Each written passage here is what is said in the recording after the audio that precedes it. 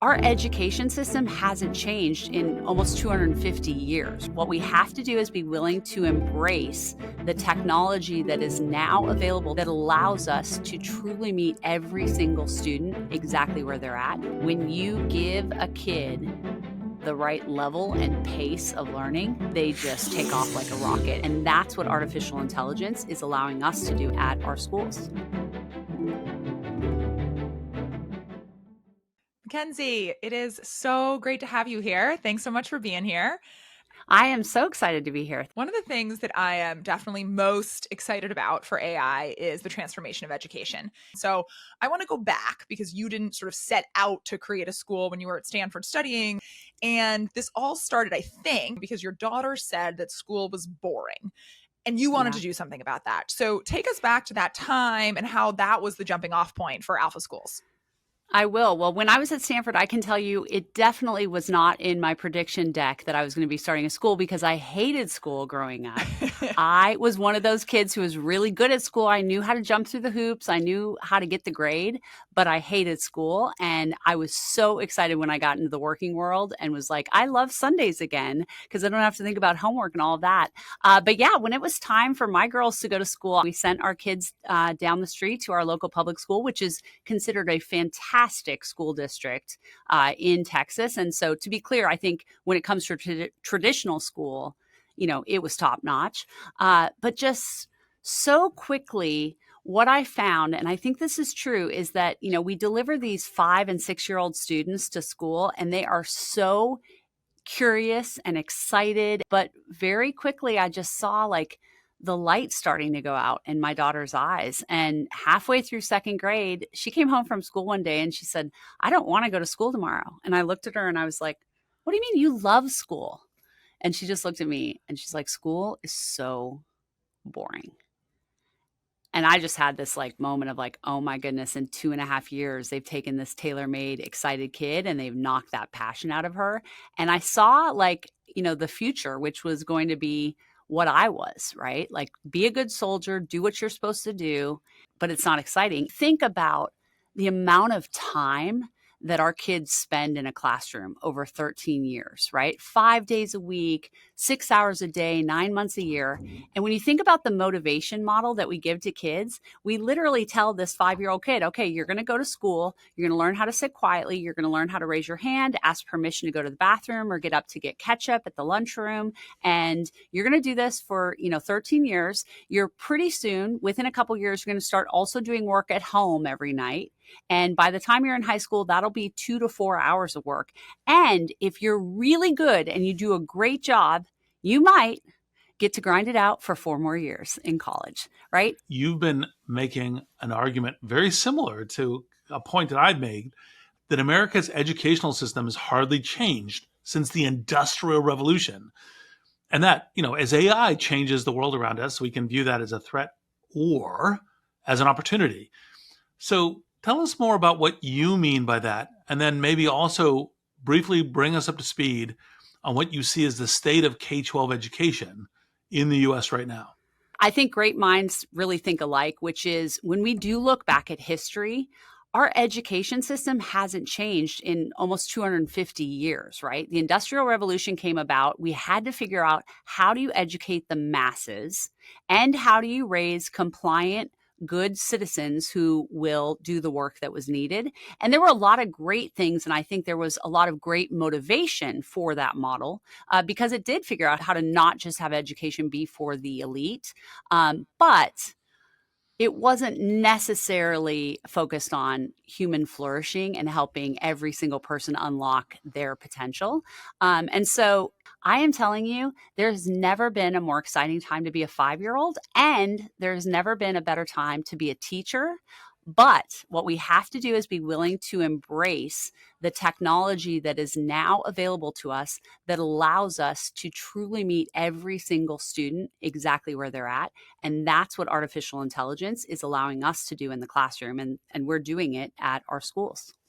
For those of us who perhaps didn't read the New York Times article about you or any of the new press that's coming out, take us through sort of what makes Alpha School special. Like, from what I understand, students spend the first 2 hours of the day learning core subjects from AI tutors on the 2-hour learning apps, and there's no human teachers. And then they spend the rest of the day focused on passion projects, and that can be cooking or entrepreneurship. Is that right? And like, what is the special sauce that makes Alpha School different? Yes. So, going back to when I realized I needed to get my daughters out of their traditional school experience, I knew it wasn't about just switching schools or going to a private school from a public school. I realized it was very much that traditional teacher in front of the classroom, time-based system that was the problem. And so I looked around and I said, okay, let's do something. And the question is, if we were going to reimagine education from the ground up, what is it that we believe? And first and fundamentally, I believe kids are limitless, and it is a school's job to build an environment that unlocks their potential. Then the next question is, if you build this environment where you're holding kids to high standards, because I believe high standards are really critical and should be true for everyone, and key here, also provide high levels of support and mentorship, then the question becomes like, how high is high? What is possible and what can kids do when they're met with high standards and high support? And the answer is Alpha School. And so you are correct. Our students, even though it's a full-time in-person school, and what we're able to do is we have a personalized learning platform that provides the pace and level of academic education to meet every single child where they're at. So one of the huge advantages of that is that we can take a kid who shows up to us in the 10th percentile, which, by the way, most private schools would be like, we can't take that kid, right? They're too far behind. Or we can take a kid who's in the 95th percentile and is sitting bored in a traditional classroom, and we can tailor our lessons to be able to match what that student needs. A couple things that are kind of important that I think people get confused, and like the New York Times article even implies this, we don't use chatbots. So our AI platform is really a behind the scenes measurement tool that is guiding students efficiently and effectively through that. And as a result, in only 2 hours a day, our students are crushing their academics. But here's kind of the secret sauce, which is we're giving kids their most valuable resource back, which is time. Instead of having to sit in class all day doing academics, at lunchtime, kids get to go do all these fun things. And the big question that, we always ask is like, well, what would we want people to learn when they have all this extra time?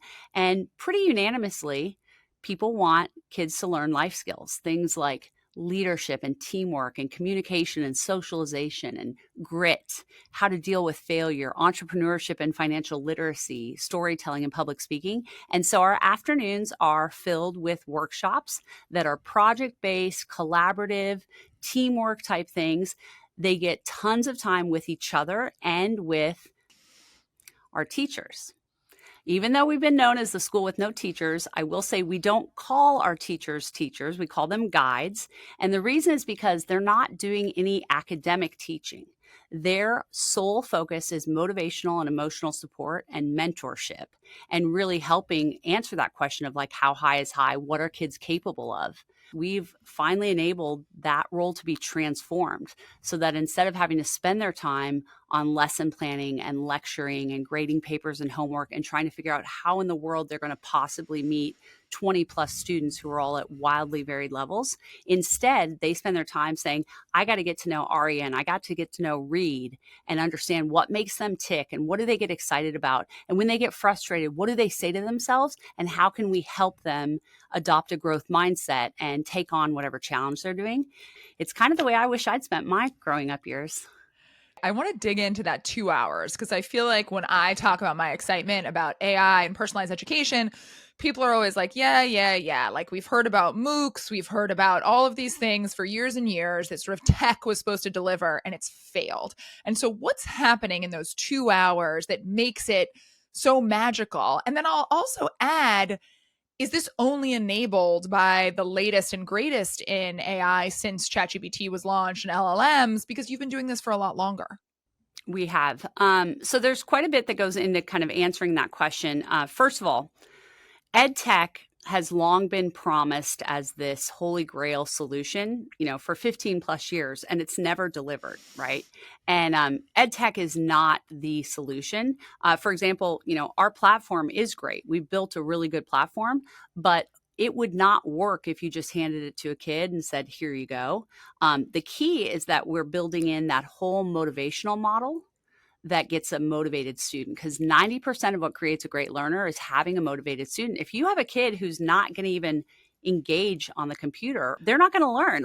There's nothing I can do to get that. But when you combine the 10% that technology provides, which is giving kids those personalized lessons that match them at their specific rate and speed of learning, and you combine it with the motivation model that we have in our systems, that's where the magic happens. When I started the first school in 2014, we were using apps. We were using third-party apps that were available, things like Khan Academy, iExcel, but we didn't have the scaffolding in place that now our AI platform provides us, that makes sure that when a student goes into their 2-hour learning session, we basically have them do a Pomodoro technique where they take 25 minutes and they say, okay, my first 25-minute session, I'm going to go to math, and I click on a button and it takes me directly to the lesson and the specific app that we have determined is best for that child based on where they're at, and then make sure they're going through it. And then what our AI is doing is it's analyzing how quickly is a student moving through this information. Are they reading the explanation when they get a question wrong, or are they just guessing? And then it can provide coaching to them of how they can learn better. The other thing that's so incredible about what's happening in education now is we can finally take all of those learning science principles that for 40 years people have known can result in kids learning 2, 5, 10 times faster, and we can implement them. So for example, we can make sure that we are never overworking a kid's working memory, right? Because if you start overworking that working memory, it turns down learning, right? And then the other option is, if it takes Reed only 5 reps of a concept to learn that concept, he shouldn't have to sit through 10 reps. And if I need 15 reps of a concept, I shouldn't only get 10 reps, right? And it also makes assessing a student so much more valuable, because when we give that student a standardized assessment, we can feed the results of that assessment back into our AI system and personalized learning plans. But when you can give kids the ability to actually have success, and we call them confidence anchors, not only do they become more confident in that subject, but then when they're going and tackling something else hard, they have that connection of, you know what? I'm 99th percentile in math. I bet you I can crush my English if I put my time and attention into that too. I recently saw a framing from an Alpha grad who went on to study math at Stanford, our mutual alma mater, that said AI is to learning science what the microscope was to biology. What you're doing in Alpha School is the wedge that all educational institutions are going to have to go through. I mean, you're literally the advanced scouts, because it's the best learning, teaching, assessment technology invented in human history. What have been some of the key lessons with AI so far? There's so many different variables that you can't control for in a traditional classroom, because you've got kids who are all at different levels. You've got teachers who are better than others. And so it's really hard to know what they learn. But when we can now take this information and it's like doing a CAT scan of a child's brain, being able to understand what they know and they don't know. It's constantly assessing, does this child know this? Do they not know it? Do we need to hop back and fill in a different hole? What do we do?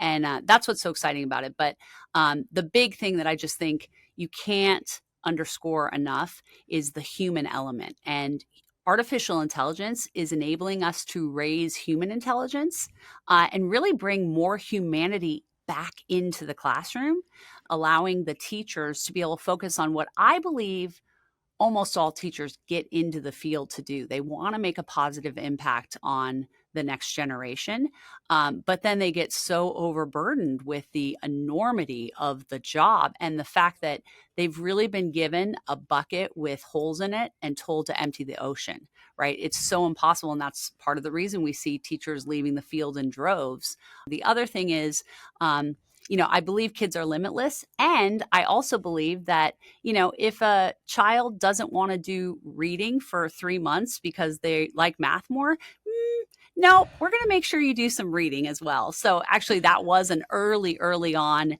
lesson that I learned. We had a first grade student who loved math. He was doing 8th grade level math, but he needed his guide to read the math problems to him because he hadn't been reading. And a couple months in, we were like, yeah, no, this is where we got into this idea. In fact, that's where the 2-hour learning came up, is that it's 25 minutes of math, 25 minutes of reading, 25 minutes of language, 25 minutes of science, and then an extra 20 minutes to do whatever subject you feel like you want to work on, more.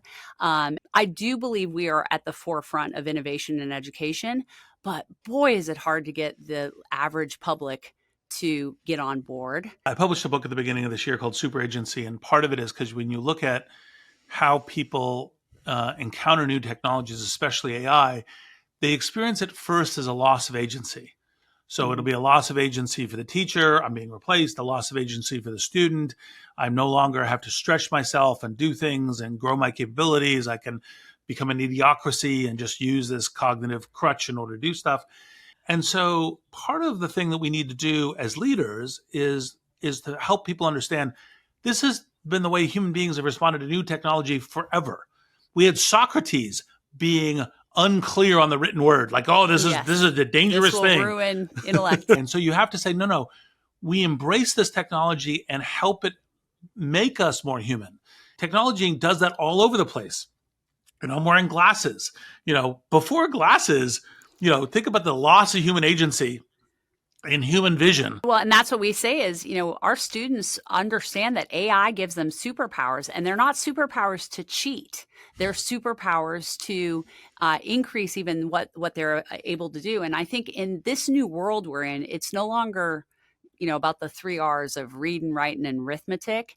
It's now about the 4 C's. It's critical thinking, communication, collaboration, creativity.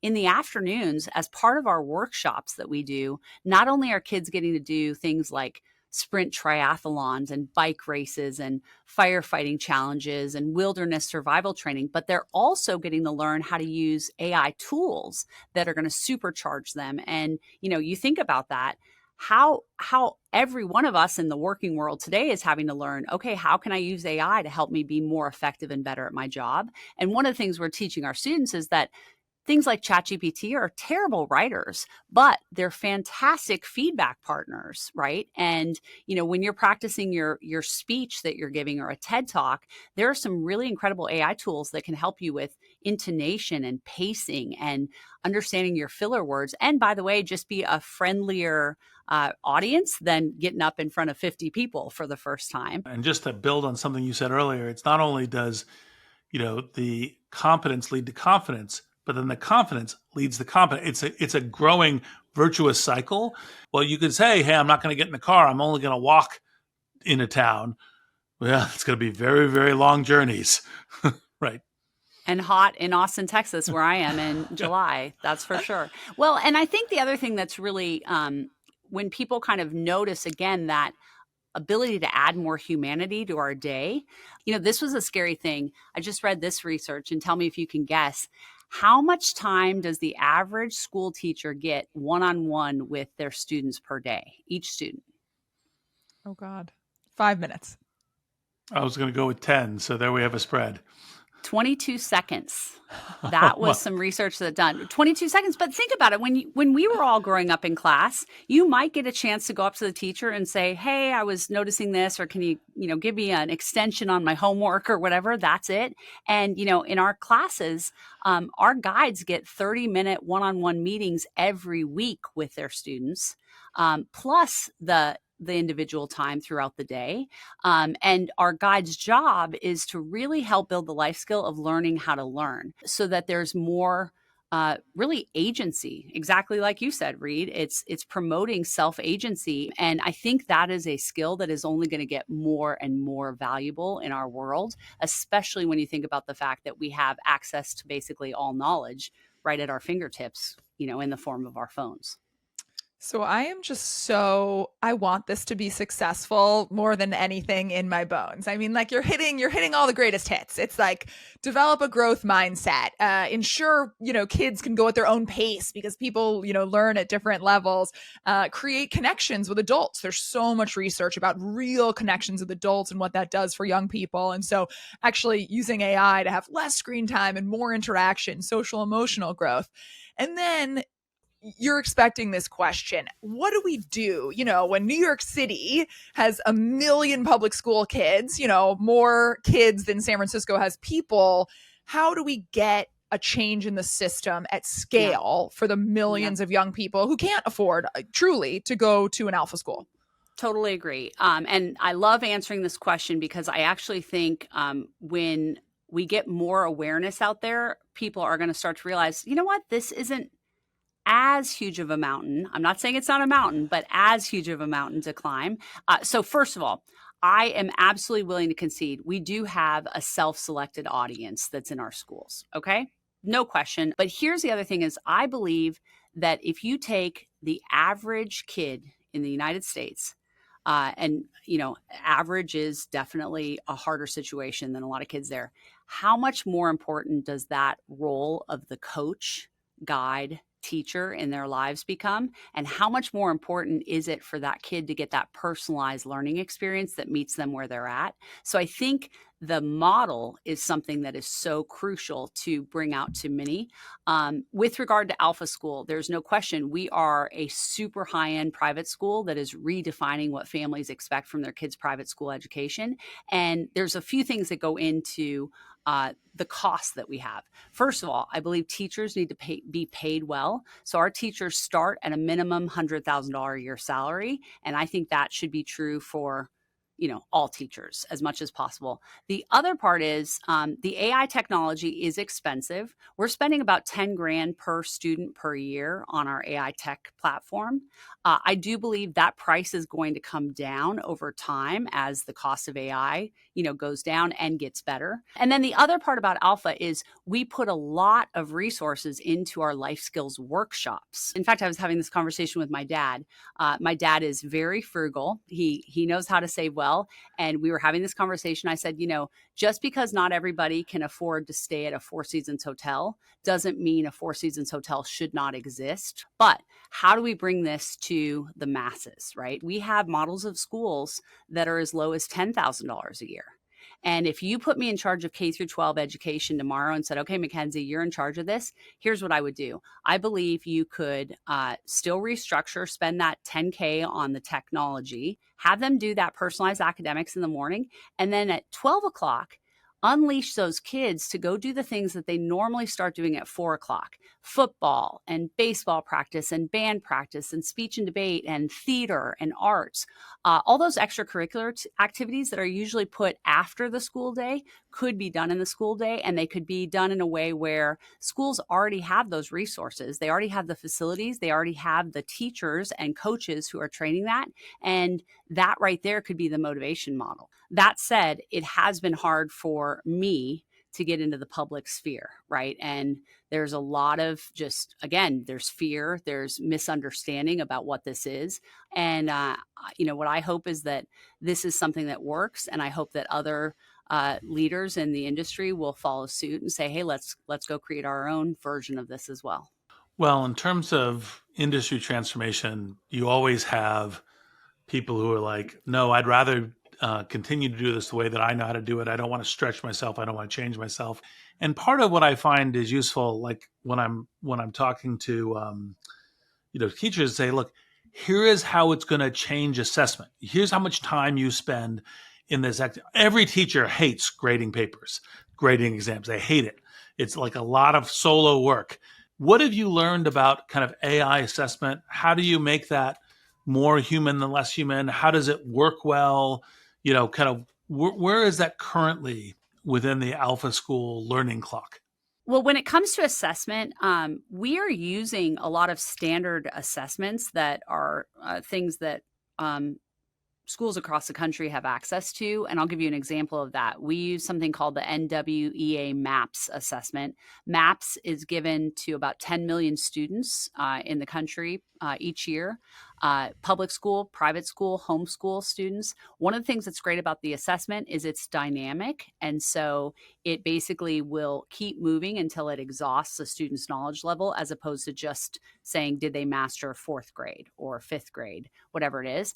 And what we've done, though, is we've taken this kind of standard assessment, which, in a normal traditional school world, there's a reason that assessments are a dirty word nowadays, is because nothing really changes for that student based on the results of the assessment. Maybe the school gets a grade, as they're an A-rated school or an F-rated school, but nothing changes for the student. Whereas in our system, what we can do is we can take the results of that assessment, we can go pull them into our personalized learning platform and have our AI tool basically create the lesson plans that need to go and fill the holes. We'll have a student come and spend basically what we call a shadow day with us. We'll have them do about 30 minutes of work on a computer, and the amount of information we have about that student is so impressive to a parent that they're like, I didn't get this all year from my kid's classroom, right? And it's based on real data, not a grade that a teacher put on a report card that said, this kid's a B+ student or a satisfactory, student. When you think about generative AI and the fact that you can move to a point where we're going to be customizing lessons where we can teach math and incorporate a kid's interest in fashion design or baseball stats, that's something that's amazing. Right now, to be clear, our curriculum is K-8 Common Core and then advanced placement material at high school. We're not having a ChatGPT create math problems. We haven't been having to deal with hallucination issues or things like that. We're using the same curriculum that's being taught in a traditional classroom. We're just doling it out at the right level and pace that makes it most effective for learning. But one of the things that we're seeing already, we have a program called Teach Tales that we built, and it basically allows us to customize reading for a student. So you can take that second grade girl who's reading at a ninth grade level, but doesn't need to be reading ninth grade content. She can still be reading about, an adventure in the park with her friends from her soccer team while being challenged at the proper Lexile level that works.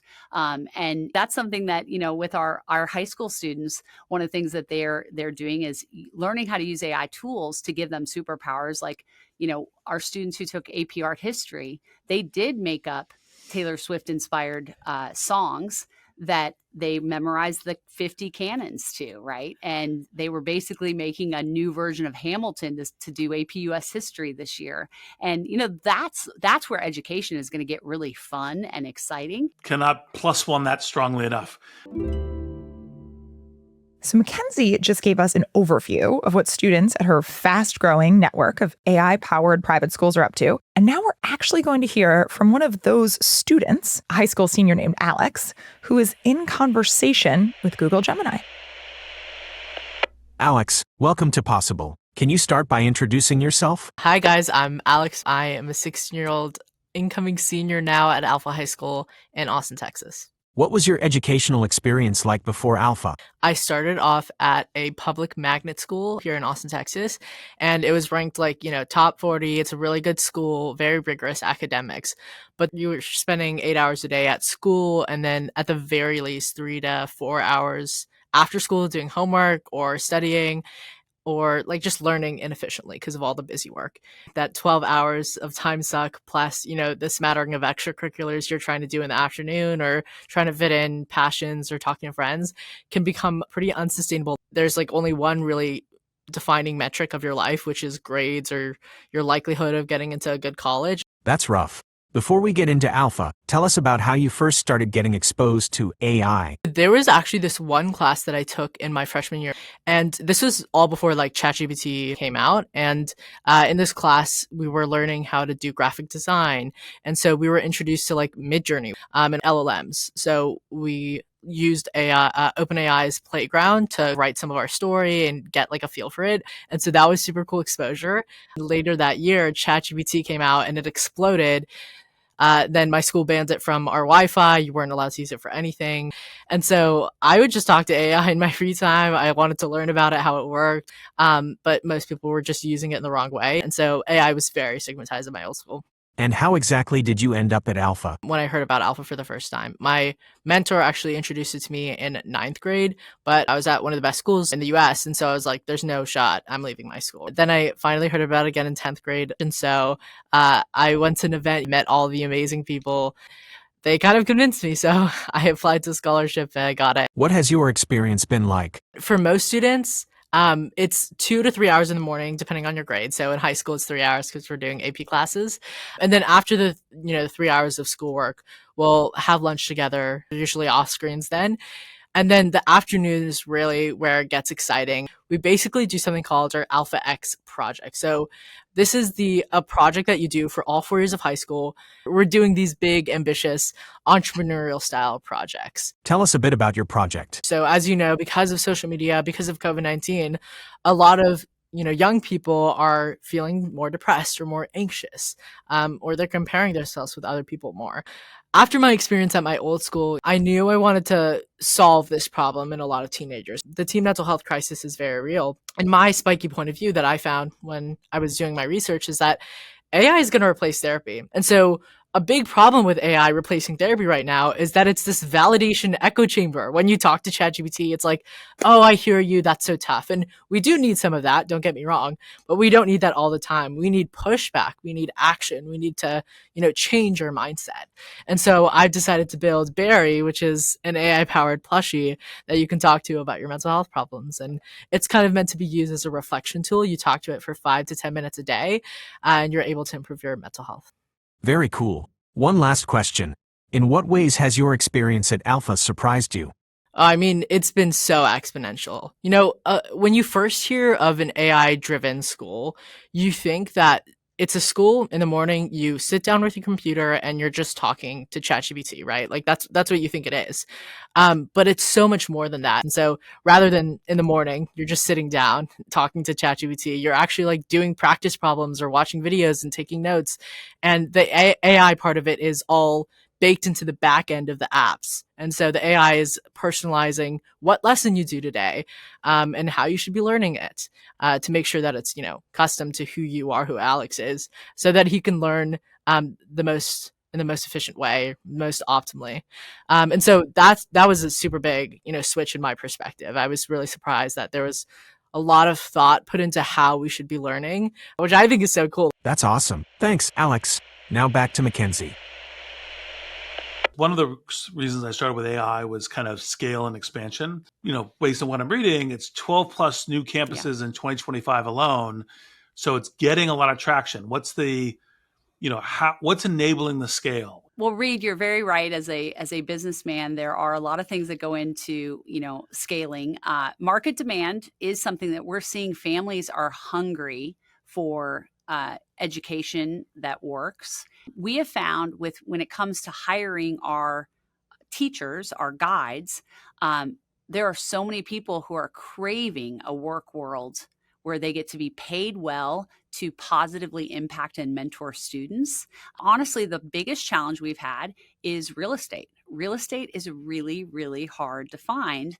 And it's not just real estate, it's real estate that then is zoned properly for a school, and educating students. And so we have been very fortunate in the last couple of months. We signed a deal with a Montessori chain that allowed us to get into some school buildings across the country. And so as a result, we've got 12 new schools that are opening this fall 25, and then we're probably going to be putting about 15 more schools in 26 that we'll be able to expand and grow on. And at some point, we'll probably start raising money from investors to do larger scale expansion. And then, as I mentioned, we have other school models that are at lower prices.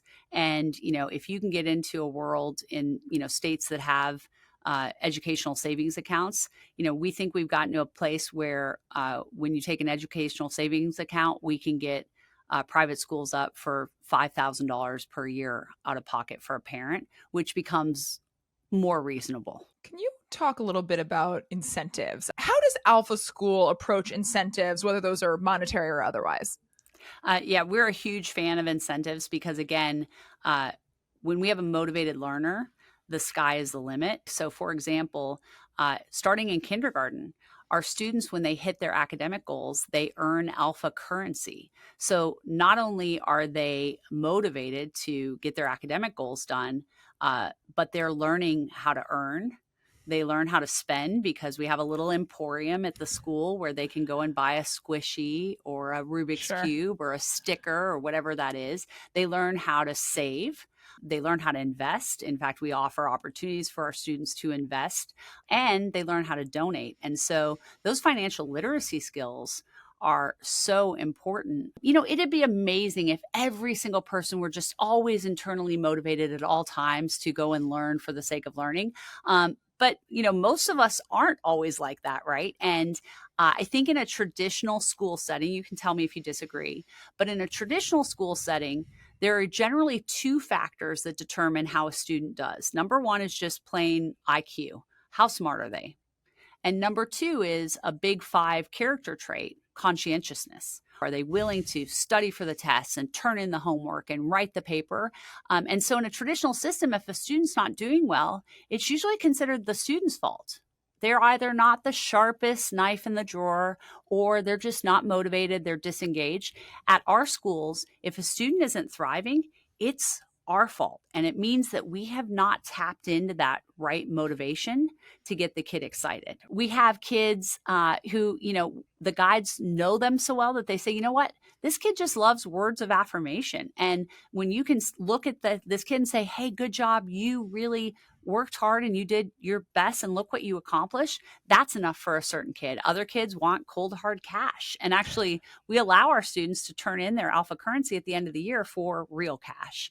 By the time our kids really are in 5th and 6th grade, they're not so motivated by the emporium and the alpha bucks anymore. But you know what they are motivated by? Getting to earn money to put towards their special afternoon projects that they do. One of the things I loved about what you said earlier in this response was that actually, in fact, having these, external incentives is actually part of life skills. And so I think that's really awesome. What are the ways in which the ability to do these other projects also reflect, not just like hobbies, they're actually, in fact, a bunch of things that are very useful for prepping for adult life? Yeah, they are. And, I think sometimes people are saying, gosh, are you trying to grow these kids up too quickly? They're running an Airbnb as 5th graders, or they're launching a food truck, or, it's a 2nd grader who's made $500 in profit on a jewelry making business and is working on a business plan to raise, investment opportunities. And here's the thing. These are fun projects, right? They're really fun ways for kids to kind of dive in. And, for example, our food truck kids are learning how to cook, and they're learning how to grocery shop, and they're trying to figure out how to menu plan and how to market and how to work together, with a hot stove, all these kinds of things. And so what we're doing is we're kind of building the scaffolding that helps kids when they go launch to be successful. And they're doing it in sort of a low stakes environment where it's okay to fail, because there's so much that people learn when they fail. Traditional school encourages kids to stay away from anything they could fail at. Totally. You don't want to take that class that you're interested in because you might fail. In fact, the role of school should be a place where kids get to find the intersection of their talents and their interests. And we want to encourage kids to find that. In fact, our middle school students, every year we start with an Ikigai values workshop where kids figure out, what are they good at? What do they love to do? And what does the world value? We also have them do a 168-hour workshop, the number of hours in a week. And so our students will look and categorize, okay, how am I spending my 168 hours in a week? And guess what they start realizing is, oh my gosh, I'm spending way too much time playing Fortnite. And instead of playing Fortnite, I could be coding and building my own video game, right? And hosting my own tournament, whatever those things are. And that's another fundamental belief, is that I believe young people, they crave to be creators and contributors, not just consumers. And so school should be a place where we help fuel those interests so that they can be creators. In kindergarten and first grade, we are working on instilling the belief in kids that they are limitless, that they truly can do anything that they want.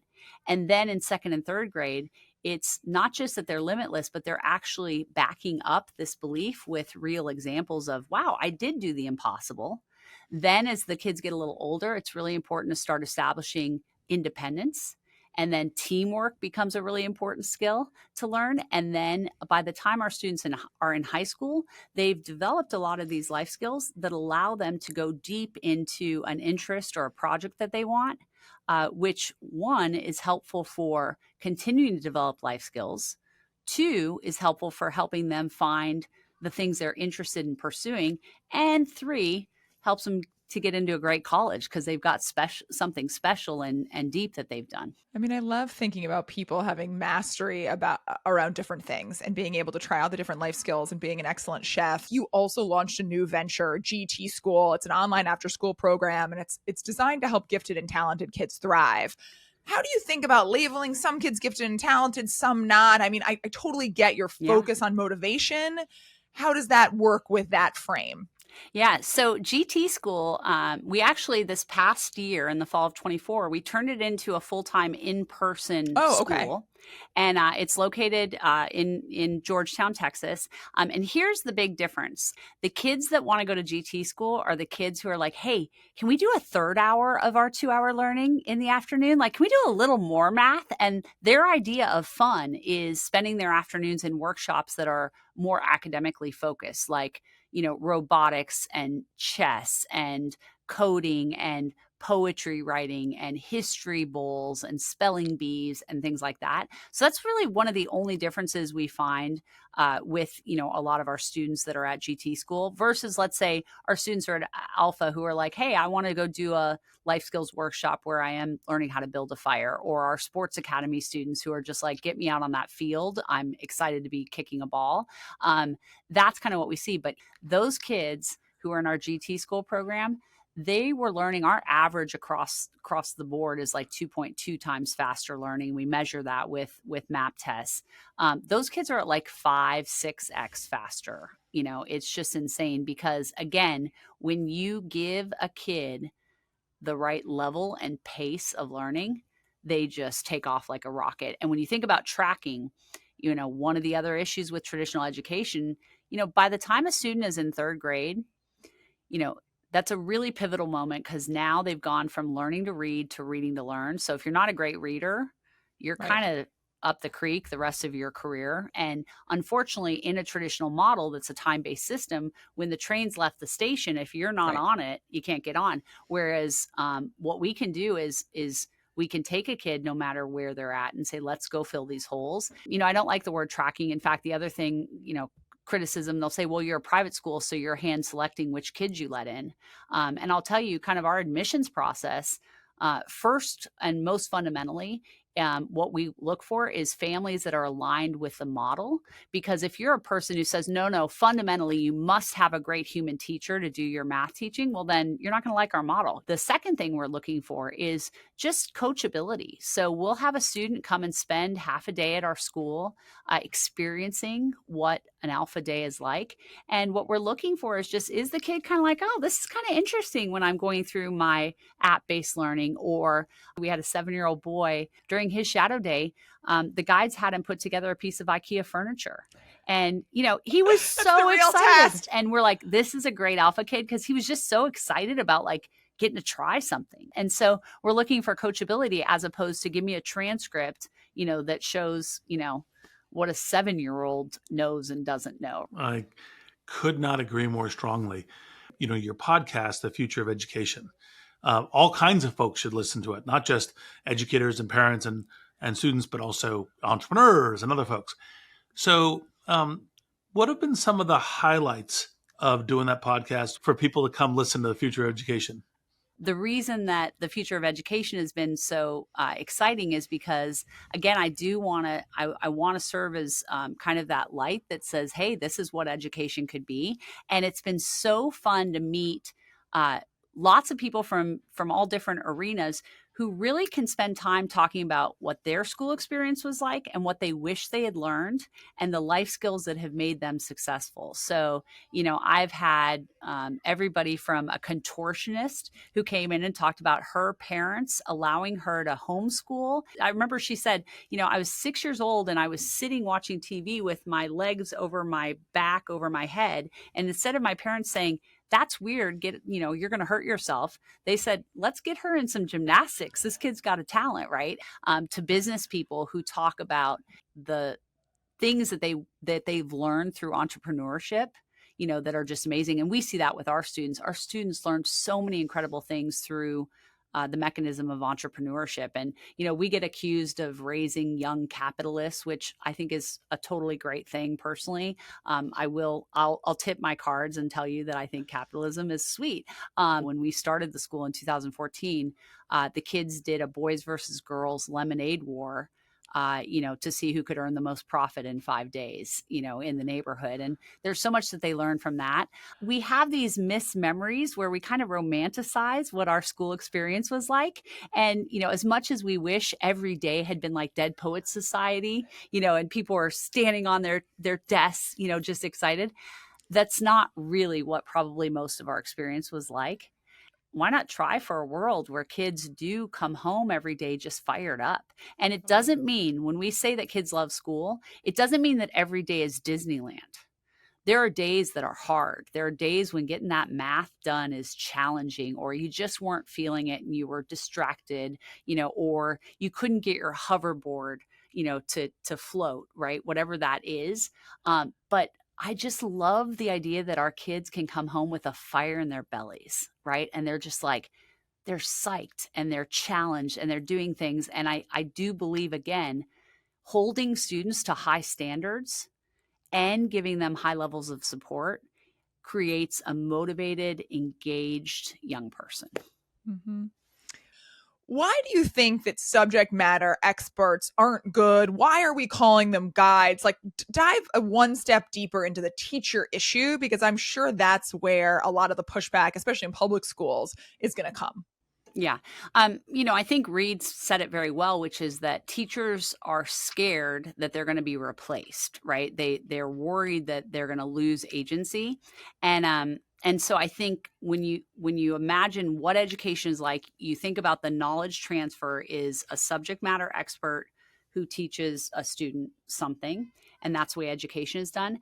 But, I always think about it like, if I wanted to learn about how to launch a rocket, to space, I don't need to have a conversation with Elon Musk to learn that.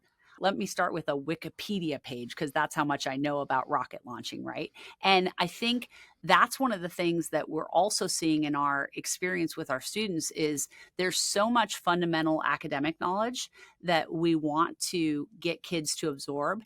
And then once they have that fundamental knowledge, it allows them to engage at a much deeper and more sophisticated level with other people. For example, we have a student who graduated a couple years ago from Alpha, but he was a water skier, a competitive water skier. And he did all of his physics with our apps and an AI tutor experience. But then he and his guide would sit down together and they would analyze his water skiing footage and use physics principles to figure out how he could, get higher speed and take inches off the rope. And you're like, what a beautiful experience where that's where kids come together. We saw kids, running our food truck who realized, what, math skills are pretty important when I'm trying to calculate, what our revenue is and what they do. Now, to be fair, not all of our workshops have an academic tie, right? A lot of our workshops are teaching a life skill. It's not saying, oh, well, here's what you learned in English this morning. Let's do that in the afternoon. And here's the other thing. There's always going to be people who say, no, this is not the way I want to do education. I can guarantee you the teacher in front of the classroom model is never going to be completely abolished. Have you experimented at all yet with how, kind of AIs would be useful on the soft skill part of it, like motivation, psychology, engagement, conversational coaching, encouragement? And what have the lessons been from that?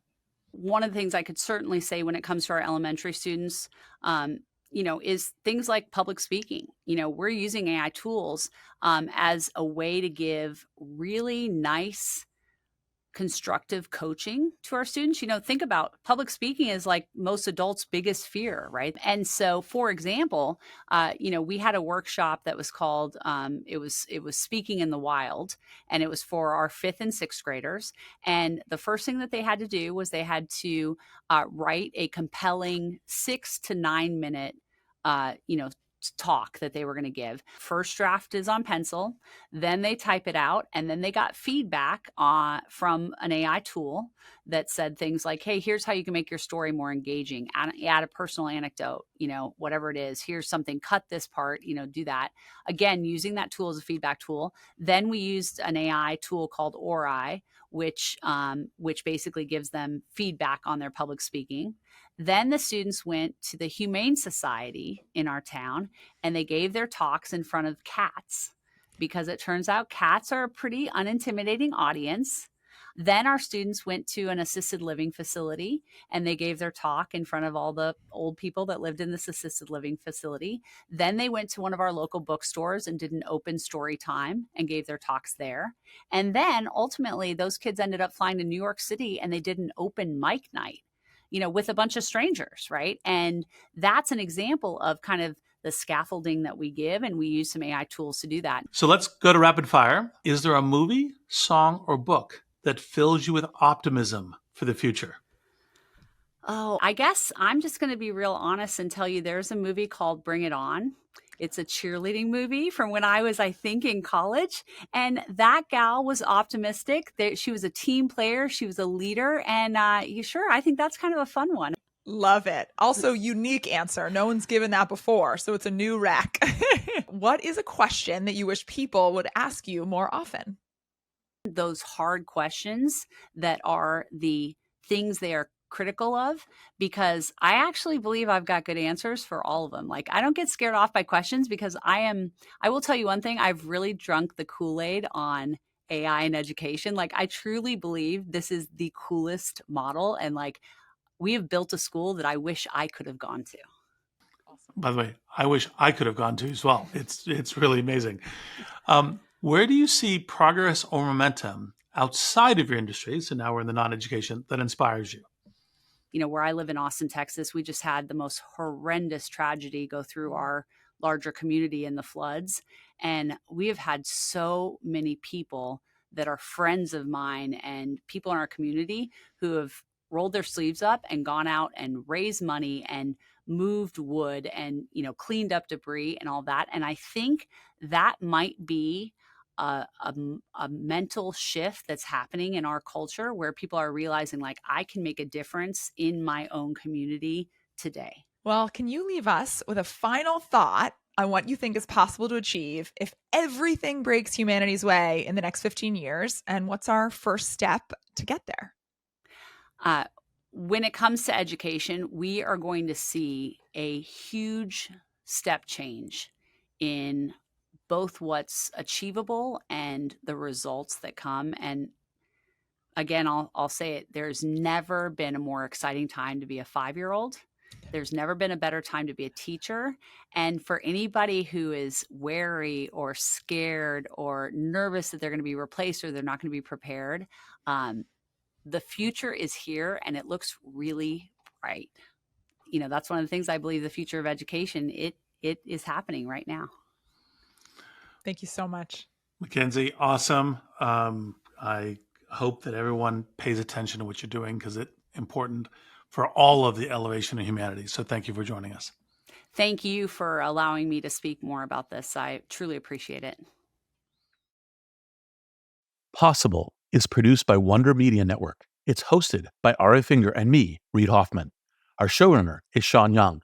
Possible is produced by Katie Sanders, Edie Allard, Tanasi Delos, Sarah Schleid, Vanessa Handy, Aaliyah Yates, Paloma Moreno Jimenez, and Mulia Agudelo.